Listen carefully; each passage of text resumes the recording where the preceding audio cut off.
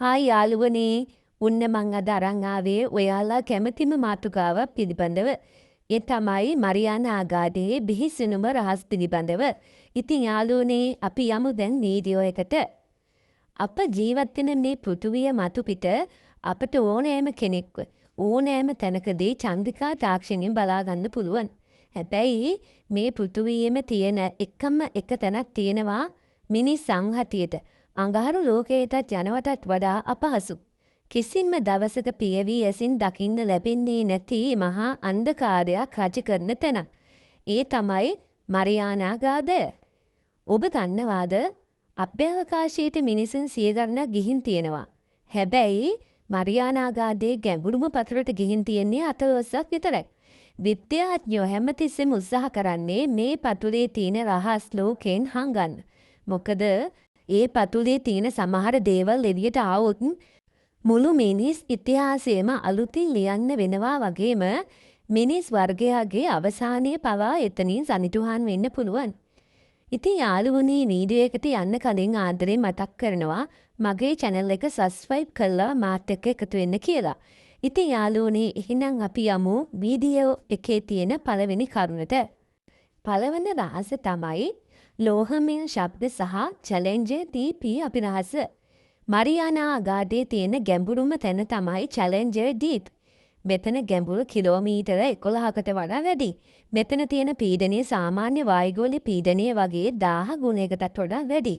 ඒ කියන්නේ මිනිස්සෙක් නිතරට වැටුමුව ක්ෂණිකයකින්ම නිකම්ම කුඩු වෙලා යනවා. නමුත් 2015 වර්ෂයේදී විද්‍යාර්ථීන් කණ්ඩායමක් මේ පතුලට මාස කීපයක් තිස්සේ ඔරුත්තු දෙන විශේෂ මයික්‍රොෆෝන පද්ධතියක් ඇතුළත් කළා. ඔවුන් බලාපොරොත්තු වුණේ නිශ්ශබ්දතාවයක්.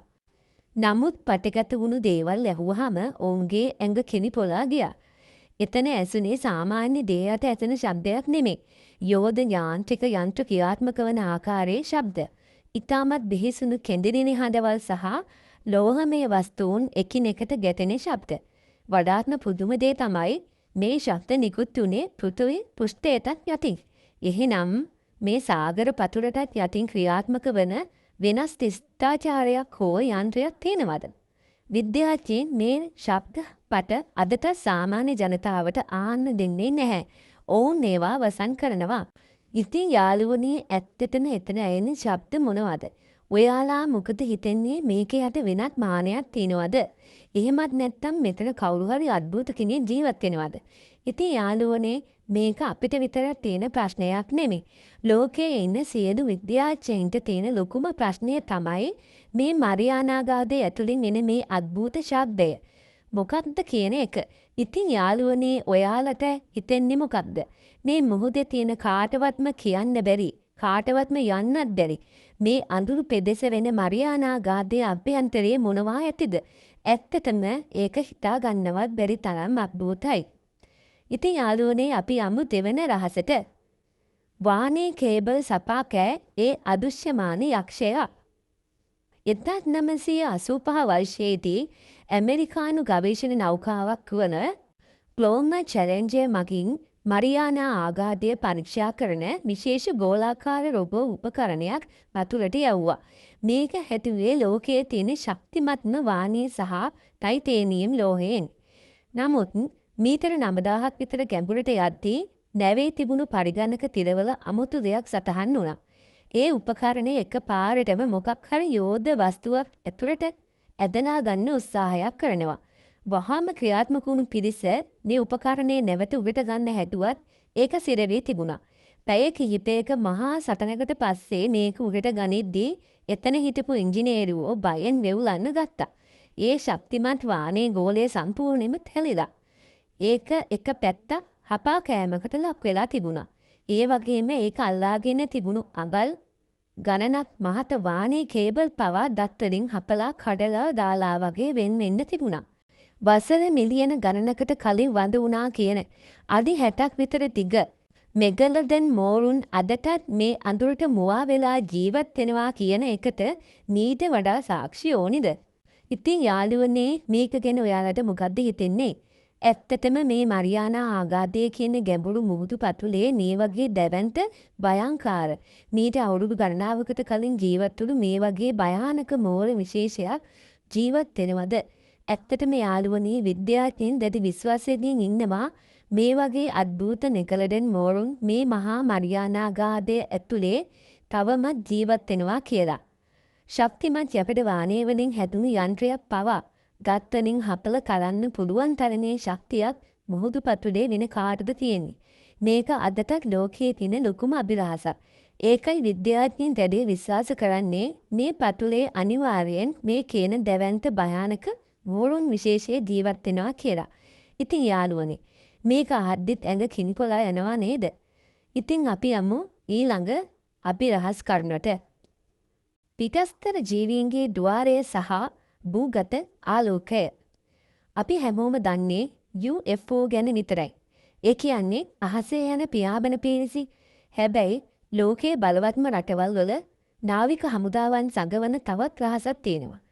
ඒ තමයි USO. එහෙමත් නැත්නම් මුහුද යටින් ගමන් කරන අද්භූත වස්තු. මරියානා ආගාධය අවට ගමන් කරපු සබ්මැරින් වල රේඩාර් පද්ධතියට සටහන් වෙලා තියෙනවා. පැයට සැතපුම් 100 ගණනක වේගයෙන් මුහුද යටින් ගමන් කරන අද්භූත යානා. මිනිස් තාක්ෂණයට සාගර පතුලේ ඒ වගේ වේගයකින් යන්න කිසිසේත්ම බෑ. ඇතැම් නාවිකයන් පවසන විදිහට මේ ආගාධයේ පතුල කියන්නේ පිටස්තර ජීවීන් පෘථුවිය ඇතුළට එන්න සහ යන්න පාවිච්චි කරන රහසිගත ద్వාරයක් කියලයි. මේ නිසයි ඇමරිකානු රජය මගින් මරියානා ආගාධයේ අවට විශාල ප්‍රදේශයක් ජාතික ස්මාරකයක් විදියට නම් කරලා සාමාන්‍ය නැව්වලට පවා එතනට යන්න තහනම් කරලා තියෙන්නේ. ඔවුන් ඇත්තටම ආරක්ෂා කරන්නේ පරිසරයද? නැත්තම් ලෝකෙන් වසන් කරන පිටස්තර රහසක්ද? ඉතින් යාළුවනේ ඔයාලට මේ ගැන මොනවද හිතෙන්නේ? මේක නිකම් පිස්සුවක් වගේ නේද? ඔයාලා මෙතෙක් කල් අහලා තිබ්බේ අහස උඩින් පියාසර කරන යානාවල් ගැන නේද? හැබැයි මේක සම්පූර්ණයෙන්ම වෙනස්. මෙතනදී මුහුද යටින් හිතා ගන්නවත් බැරි අධික වේගයෙන් යන යානා මරියානා ආගාධයෙන් මතුවෙනවා කියලා දරුණු ගණයේ සැකයක් තියෙනවා. විද්‍යාඥයෝ ඒක ඇත්තටම විශ්වාස කරනවා. මොකද මේක පිළිබඳ සබ්මැරින් වල රේඩාර් වලට සාක්ෂිත් හමු වෙලා තිබෙන නිසා. ඉතින් යාළුවනේ මේ මරියානා ආගාධය කියන්නේ අද්භූත සතුන් විතරක් ඉන්න තැනක් නෙවෙයි. මෙතන මනුස්ස තාක්ෂණයට එහා ගිය වෙනත් මානයක බලවත් තාක්ෂණයක් තියෙනවා කියලත් ඔයාලා දැනන් හිටියද? මොකද මිනිසුන් හඳට ගියා, අඟහරුවරට ගියා, විශ්වයට ගියා. හැබැයි කිසි දිනක මෙතනට යන්න බැරි වුණා. ඒ ඇයි කියනවා නම් මෙතන ඒ තරම් මිනිස්සෙකුටවත් යන්න බැරි තරම් පීඩනයක් තියෙන නිසා. ඉතින් අපි ලෝකයෙන් එහා ගිය දේවල් වලටත් ගියාට පස්සෙත් අපිට මේ ලෝකයේ ඇතුළේම තියෙන මරියානා ආගාධ පතුලට යන්න බැරි වුණා කියන්නේ අපේ තාක්ෂණය ඊට මදි කියන එකයි නේද? එහෙනම් අපි යමු යාළුවනේ අනිත් කරුණට. 4 වෙනි කරුණ තමයි විද්‍යාවට අභියෝග කළ වීදුරු පිරමිඩ. මීට වසර කිහිපයකට පෙර සිදු කළ රහසිගත සෝනාර් සිතියම්ගත කිරීමකදී මරියානා ආගාධයේ එක්තරා කලාපයකින් පෘථුවියේ මිනිසුන් විසින් කිසිදා නොතැනූ ආකාරයේ ව්‍යුහයන් සොයාගනු ලැබුවා. ඒවා දියමන්ති හෝ ඝන වීදුරු වලින් තැනූ පිරමිඩ හැඩැති ව්‍යුහයන්. ඊජිප්තුවේ තියෙන ගීසා පිරමිඩයටත් වඩා විශාල මේ ව්‍යුහයන් මේ මහා සාගර පතුලට ආවේ කොහොමද? මිනිසාට අඩියක්වත් තියන්න බැරි මේ මාරාන්තික පීඩනය ASCII මේවා නිර්මාණය කළේ කවුද? ඇතැම් මතයන්ට අනුව පෘථුවියේ විනාශ වී ගිය මිනිසාට වඩා දියුණු තාක්ෂණයක් තිබූ ඇට්ලාන්ටිස් වැනි ශිෂ්ටාචාරයක නටබුන් මේවා වෙන්න පුළුවන්. නමුත් මේ පිළිබඳව කිසිදු තොරතුරක් මාධ්‍යයට මුදා හැරීම ලෝක බලවතුන් විසින් සම්පූර්ණයෙන්ම තහනම් කර තිබෙනවා. ඉතින් යාළුවනේ ඔයාලා හිතන් හිටියේ පිරමිඩ තියෙන්නේ ඊජිප්තුවේ විතරක් කියන මතේ නේද? හැබැයි යාළුවනේ ඒ අදහස සම්පූර්ණයෙන්ම වැරදි. මොකද ඔයාලා මීට කලින් දැනන් හිටියද මරියානා ආගාධයට ආසන්න වෙන්න මුහුදු පතුලේ මේ වගේ අද්භූත වීදුරු හැඩති පිරමිඩ තියෙනවා කියලා. ඉතින් යාළුවනේ බලන්න මේකත් පිස්සුවක් නේද? ඇත්තටම ඇයි මේ වගේ මහා සාගර පතුලක් යට මේ වගේ දැවැන්ත පිරමිඩ තියෙන්නේ? මේ වගේ දෙයක් කවුරු හරි ඉදි කරන්නත් මොකක් හරි හේතුවක් තියෙන්න ඕනේ නේද? ඉතින් හිතන්න මිනිස්සෙකුටවත් යන්න බැරි මහා මුහුදු පතුල යට මේ වගේ දැවැන්ත නිර්මාණයක් කරන්න ඉන්නේ කවුද? ඒක ඇත්තටම අභිරහසක්. ඒකට නම් විද්‍යාඥයින්ටවත් තාම පිළිතුරු දෙන්න බෑ. ඒක තමයි අද්භූතම කරුණ වන්නේ. අනිත් පුදුම හිතෙන කරුණ තමයි මේවා ගිසා පිරමීඩයට වඩා අධික ලෙස විශාල වීම. මෙච්චර ලොකු විශාල පිරමීඩ සාගර පතුලේ කවුද හැදුවේ? නමුත් ගොඩාක් අය නම් කියන්නේ මේක ලෝක බලවතුන් විසින් හංගනවා කියලා.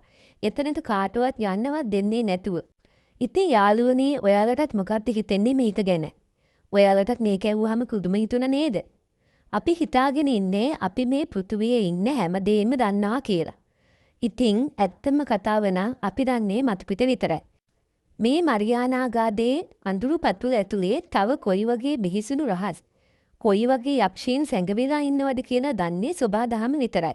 කවදා හරි දවසක ඒ අන්ධකාරයේ ඉන්න ජීවීන් මතුපිටට පැමිණියහොත් මිනිස් අපිට කුමක් සිදු වේවිද? ඔබට මොකද හිතෙන්නේ? මරියානාගාදේ සැඟවුණු මේ රහස් අතරින් ඔබට වඩාත්ම බියකරු ලෙස දැනුනේ කුමක්ද? පල්ලෙහෙන් කමෙන්ට් කරන්න. මේ වගේම ලෝකයේ අద్භූත සහ බීසුණු තොරතුරු දිගටම දැනගන්න අපේ channel එක දැන්න subscribe කරලා තියාගන්න. ඊළඟ වීඩියෝ එකකින් නැවත හමු වෙමු. ඔබ සැමට සුබ දවසක්.